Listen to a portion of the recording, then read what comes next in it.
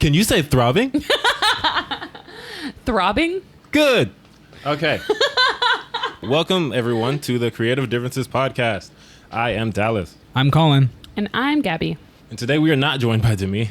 No, She's in the here. room. We're going to call her out. She's literally sitting She might like say a foot things. across from me, but you know, she's Demi. Yeah, you hear. Can't get out of it. Welcome to it. She got out of it. I mean, she's not. She could On scream mic. or just lean over. All right, y'all. Today we're talking about Dora and the Lost City of Gold. Damn. Scary El stories. Dorado. To tell in the dark. And then some news. We'll get to that when we get to that. I guess we'll start with Dora because two of us saw that. Sure. Colin, you saw Dora. I did. I saw Dora. You did. What'd you think of Dora? Didn't really like it. There were funny characters and moments, but like not enough to hold my interest, and there was just too much like juvenile humor for me, which of course there was. It's a movie for the children, and that's fine, but just didn't do it for me. And it was just weird. Like Swiper, I can't. There's a talking fox, which is fine. Swiper, no Dora has always had a swiping. talking fox, but then also Dora could maybe talk to other animals, but she couldn't, I guess, and the other characters couldn't understand them. And Boots literally talks at one. I don't know why. Wait, Boots didn't talk? Yes and no. You should see the movie, but no, don't see the movie. I don't know. See the movie if you want to see the movie, but like, I don't know. It was just weird and longer than I wanted it to be, which is to say longer than like the 2-minute trailer that was really all I needed. Oh, goodness gracious. But yeah, it was a thing. How did All right, you guys, feel and that's about it, our Dallas? If I remember correctly, one of the things you said as we walked out of it was that you fell asleep at a couple points. Yes. So I got through about half the movie, and then I decided it's nap time. But it's hard to fall asleep in a movie theater because it's loud, and it's bright, and there are colors. And Kayla talks during movies, so she kept saying things to me, and I would have to wake up to hear her say something. But no. I mean, yes, that did happen. But, like, it's not like I think this is a bad movie. Like you said, it's for the kids. I'm not going to be mad at a kid's movie for playing to the kids. Also, on a positive note, Isabella Moner is great as Dora. Michael Pena and Eva Longoria are great as the parents. Like, it has its moments. It has really cute moments. It has some really funny moments. Like, every Definitely. time Dora was doing her, like, overexcited, "Hi, I'm Dora." Yeah. Did she Dora. talk at the camera? Oh, yeah. Multiple times. That's all I wanted. And, like, the first time that was hilarious because everybody reacts like, what is she doing? Which And then- that was weird Wait, because there was stuff in this movie that it felt like they put in because, well, the original cartoon did it, but then they never made any attempt to explain how it fit into that movie. Like her talking to the camera, I guess it made sense because she also literally talked into a camera because she was like vlogging. Yeah, the second time she's talking into an actual camera. Yeah. So there's that. So why she did it The first time it's the just first time, a joke for the audience, I guess. which was my favorite part of the movie because that was hilarious. Yeah, it's just some good performances, some cute moments, but like you said, it's for the kids. It's for the kids. I'm almost 30, so like, I was like, this isn't for me.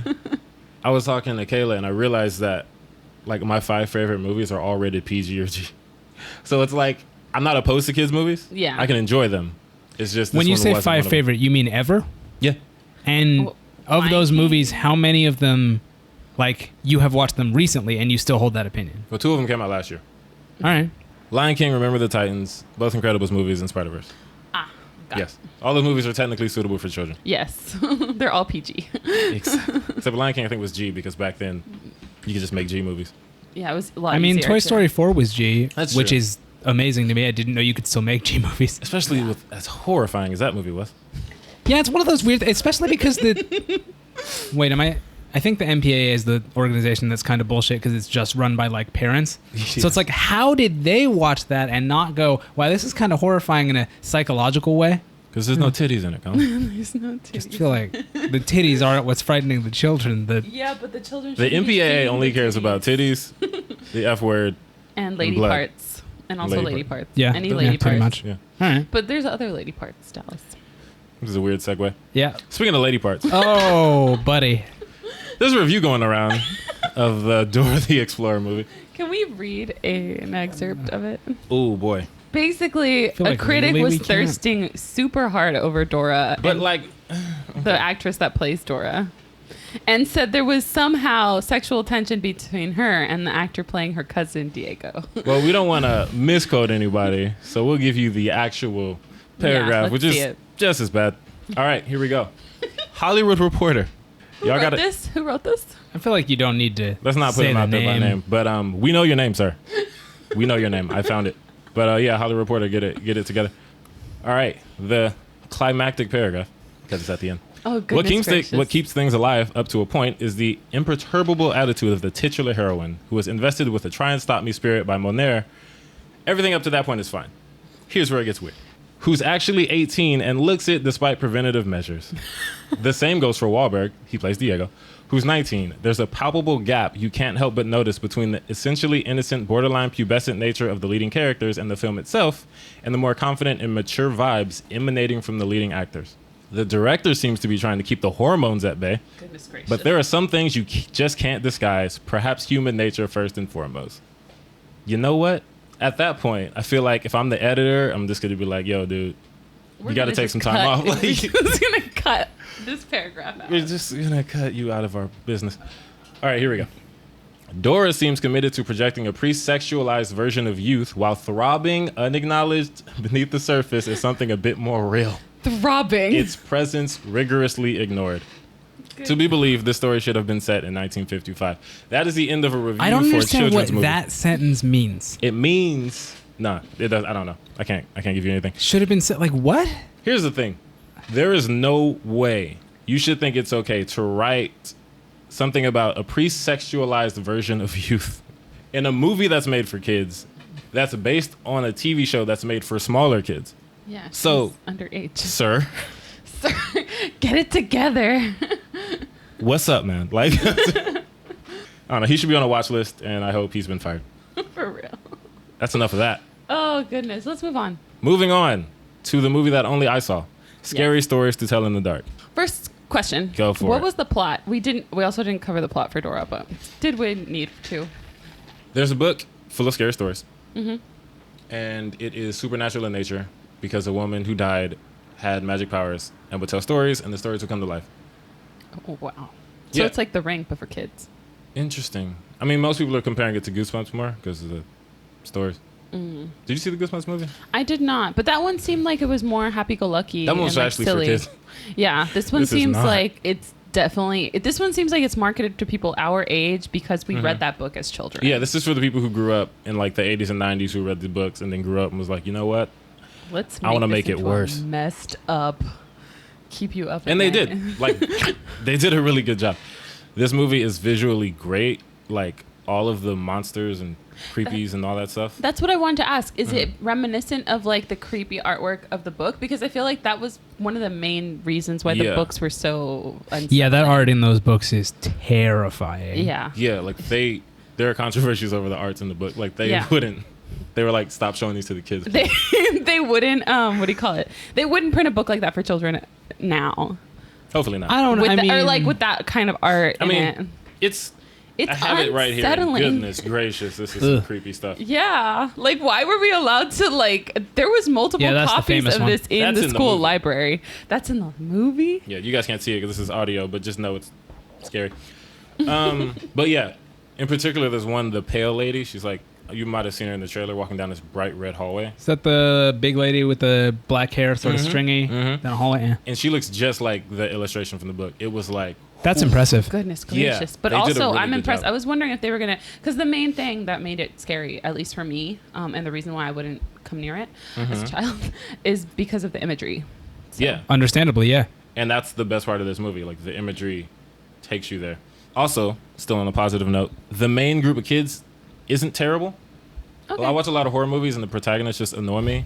Either one, by being like super dumb, or just annoying to the point where like, I don't know what it is about horror movies, but like... You're like, I'm glad you're dead. They can't write teenagers most of the time. Oh, okay. Except for It. It did a really good job. Yeah. But like a lot of some like the new Halloween, like teenagers are either stupid or vapid to the point where you can't care about them, or they're just evil.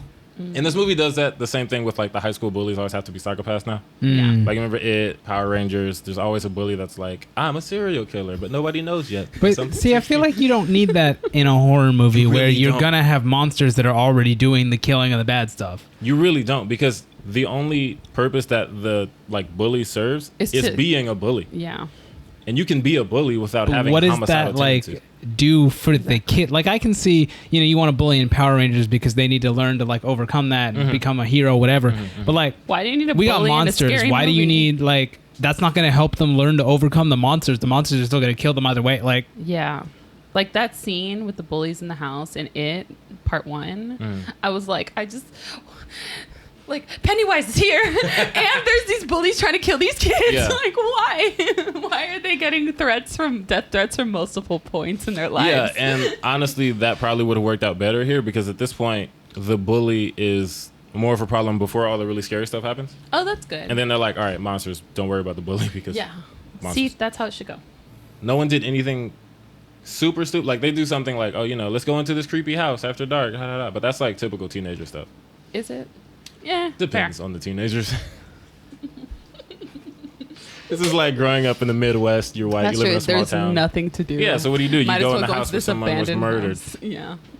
I mean, what else are you going to do? Hang out in the 24-hour Walmart? Like, hang out in the cornfields. I don't know. Cornfield, tip some cows. Oh, also, okay. It takes place in the 60s. Oh, which apparently that's because Guillermo del Toro like looks at the end of the 60s as like the loss of innocence with Vietnam, and there's a lot of a lot of people say that, and a lot of Vietnam references. Oh, okay.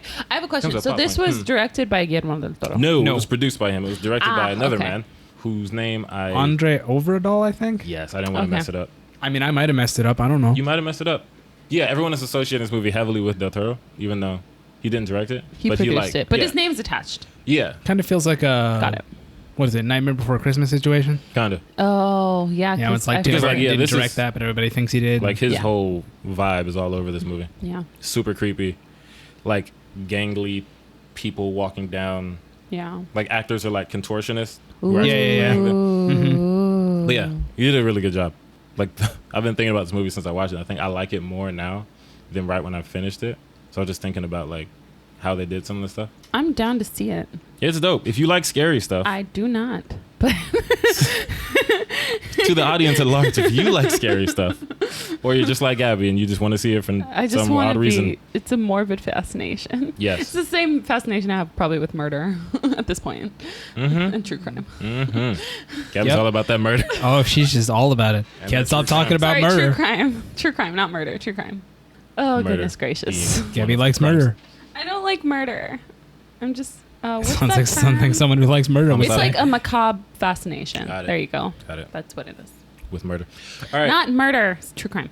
Any other questions? Colin, do you have any questions about this movie that you're definitely not going to see? Not really, no. Like, staying away from that. I like that they included the imagery. I think because that just shows that they really did understand why, as children, we were so fascinated by this book.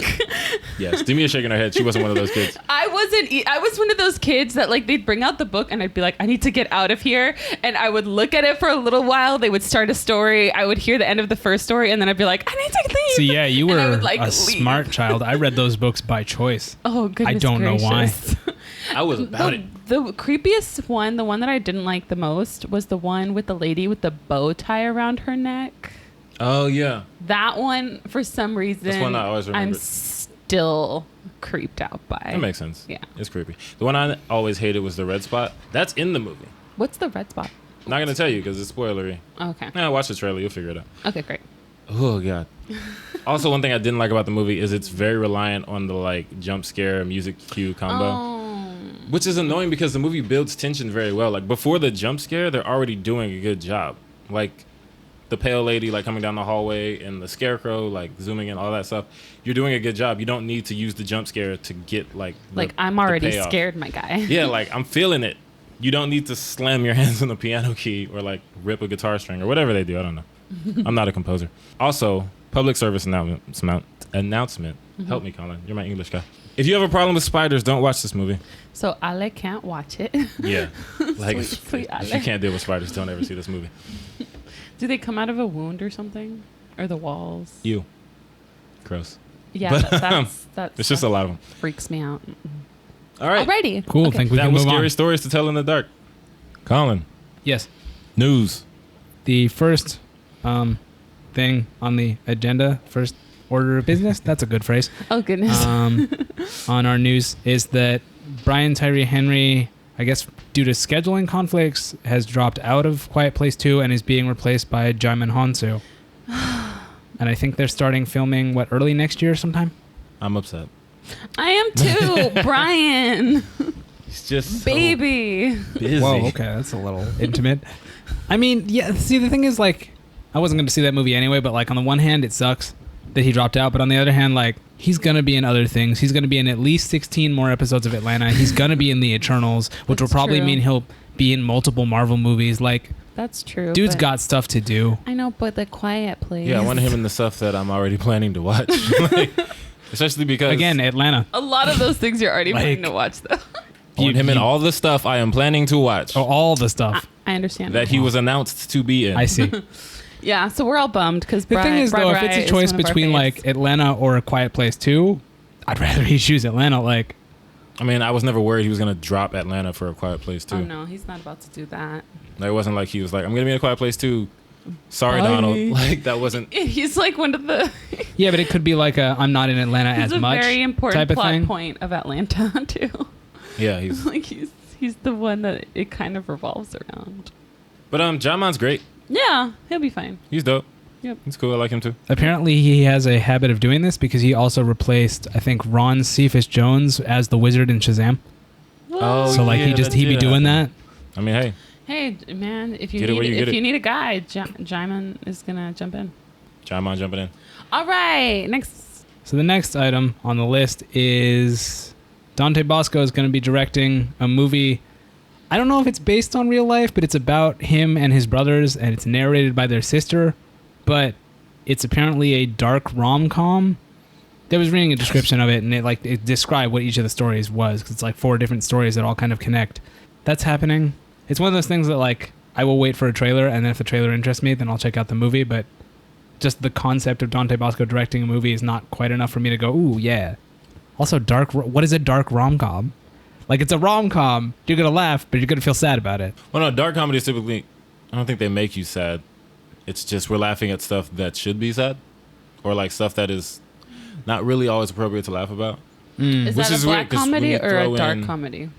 I mean, there's a lot of There's a overlap. difference? I feel like black comedies are like the ones that are like making fun of stuff or making you laugh at stuff that is really ultimately really messed up. Whereas dark is like laughing over death. But like, Pretty messed or up. like black, no, I know, but like black comedies are like, have you seen Jawbreaker? No, No.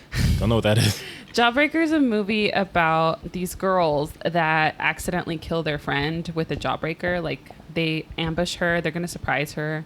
They ambush her and they shove a jawbreaker in her mouth so that that's a she good idea. like, so that she is basically gagged. They use the jawbreaker to gag her. Oh, no. And then she dies, but it's a comedy. So like they're trying to hide her death and all this stuff. And like Okay. they're moving her body and stuff. So Right. like that's a black comedy because this is a really fucked up situation. Got it. But somehow I'm laughing. All right. Now add some romance and you got whatever this movie is. All right. I don't know. I love Dante Basco. I don't know if he's directed things before. He has not directed any movies. But he's played some really iconic characters. Yeah. Rufio. Zuko. And Zuko. That one dude on Fresh Prince that Was one time. he Jake Long? He was Jake Long. He was Jake Long. Ah, oh God, Jake Jake Long. American Dragon. I should do that movie.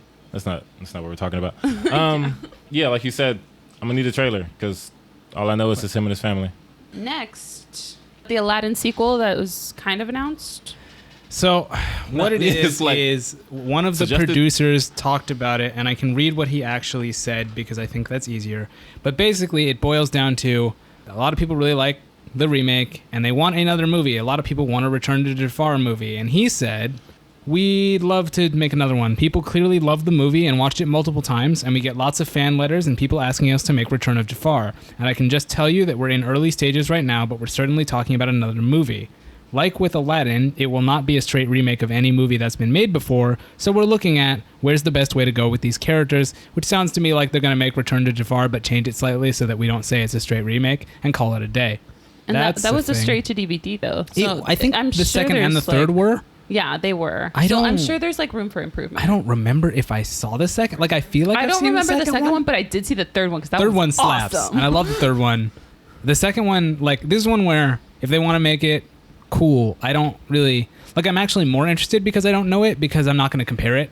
So it's just like, I will just watch this for what it is and probably have a good time. Yeah, I think I would skip on watching Return of Jafar and watch the sequel and then maybe watch Return of the Jafar afterward. Interesting. I didn't watch the sequels. I was that kid who didn't watch the Disney sequels. I don't know why. I didn't watch most of them, but for some reason, King of Thieves. I think it was because back in the day, when they would do a sequel, it was a straight to DVD sequel, and that usually meant that it was less quality. Like it wasn't going to be as good. The animation was going to be as quality, and the story was going to be pretty. I think for me, I was a child and didn't pay attention to news, and so you tell me direct to video, I don't know that those exist. I don't pay attention to those. But you tell me, hey, this movie is in theaters. Everybody knows. Everybody's talking about it. I'm going to go see that. To me, has telepathically told us that Return of Jafar was the first American direct-to-video animated film. Yeah, I didn't watch it, but I just watched whatever movies my mom brought home in the big box of VHS. I guess that wasn't one of them. Yeah, I'll watch it because Will Smith will probably be in it because I love him, and people generally seem to like him the most out of this new movie. Yeah, he was the best part to me. Yeah, he's the best part to me, too. Jafar was my least favorite part of the new movie. So he was beautiful. He back. Haha. So. We'll see what he does with his look, as long as there's a shirtless voice. Scene, I will be fine with whatever the sequel is. It is delightful how easy you are to please. Yep. Jafar, do better. Any What's more next?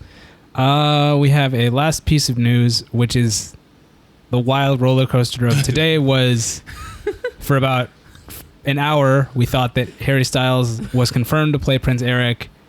And now we're hearing that he has passed on the role, and he's not going to play Prince Eric in the live-action Little Mermaid, in Disney's live-action Little Mermaid, which is different from the live-action Little Mermaid that someone else is doing, CBS?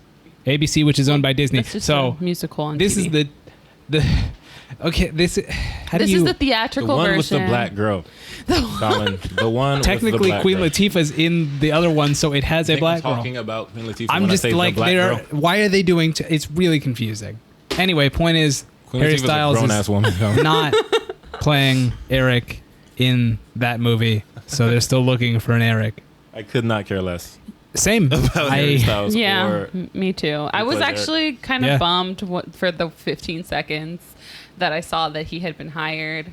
And then I saw that he hadn't, and I was like, thank God. Like The thing, I saw someone make the point that, like, at least, if he got hired, then the credits song would probably be pretty fire. I mean, if they hired two singers to play the lead roles and then they let them do the thing, like, that's true. That's cool, but I saw- Styles' voice is fine. I wouldn't call I don't it think like it's not. Eric I don't think doesn't it's as good sing as in the Halle movie at Bailey. all, right? No, he doesn't. His voice is not as good as Halle Bailey's. All right. Like I don't know. it's I haven't just listened to not. either of them sing. because- I I have. He's more like a not rock my star, which means thing. his voice doesn't need to. His voice needs to sound unique. It doesn't need to be amazing. He's not out here riffing like. It's like Simba. Yeah, he's not. He couldn't play Simba, is what I'm saying. All right. Colin, you have no feelings about Harry Styles? Nothing I at all? have listened to a few One Direction songs, and that's all I know of the guy. I listened to his album when it came out, and it was very rock star sounding. But like, his voice to me wasn't one of the strongest ones on there. But I feel like he's probably a really good songwriter if he was able to put that. The album I mean, together. Dallas, It's a good do you album. have any feelings on Harry Styles? No, I'm not really sure why I asked you. Yeah, I was going gonna to say, like- but I don't care. All right, everybody. So tell us what you thought about Scary Stories, if you saw it. Tell us if you want to see it. Tell us something. Comment. Do some things. Talk to us. Tell us about Dora. Did you see it? You think it was weird? Was anything throbbing for you? If it was, don't tell us that because we will put you on a watch list. What else? If you have any thoughts on Paperboy not being in The Quiet Place, are you sad like me and Gabby? Do you not care like Colin because you're not going to see the movie because you're scared? I'm not going to go through the whole list of things we talked about. You were there. As always, shout out to Crown Digital, Brandon and Io putting us on the things you are listening on. Apple Podcasts, Spotify. We're on YouTube as well. You can find us on Twitter at y'all_different. Yes, Gabby, I did check. Y'all different is still taken. Creative Differences is still too long. Twitter, help us, please. You can find us on Tumblr at Creative Differences Podcast. You can find us on Facebook. Just search for Creative Differences and look for that picture that you're looking at now. You can find me personally on Twitter at a king named Simba. If you want to do that, it's up to you. You can find me on Twitter at Duck McGuck. And you can find me, Gabby, on Instagram at Stegosoria. Soria is spelled Soria. Fun fact, Colin used to do this thing where he wouldn't say his Twitter. This is back in our past lives as YouTube people. And I would just make up one Aren't for these him. on YouTube? Aren't we right. still YouTube people? You right as hell. As visual people. Now we're just disembodied voices. The point is, Colin would not say his Twitter, so I would always make up one for him. And I haven't been able to do it because he's saying his actual Twitter. Yeah. And it's very bittersweet. That's what you get. But I think next time I'm just going to do it anyway. No, that's not how it works. Dude, You're going to whatever. confuse them. You're going to make them think that I changed my Twitter or something. I didn't. I don't think I ever will because I don't pay that much attention to it, and I really like the name that I've already got. So They're going to make up fake names for you because I think it's funny. how dare you? Demi, blink twice if you want us to give your social media. She did not blink twice. Oh, yeah, it's been different. It's been different. Throbbing. Bye. Bye. Rest in peace, Umi.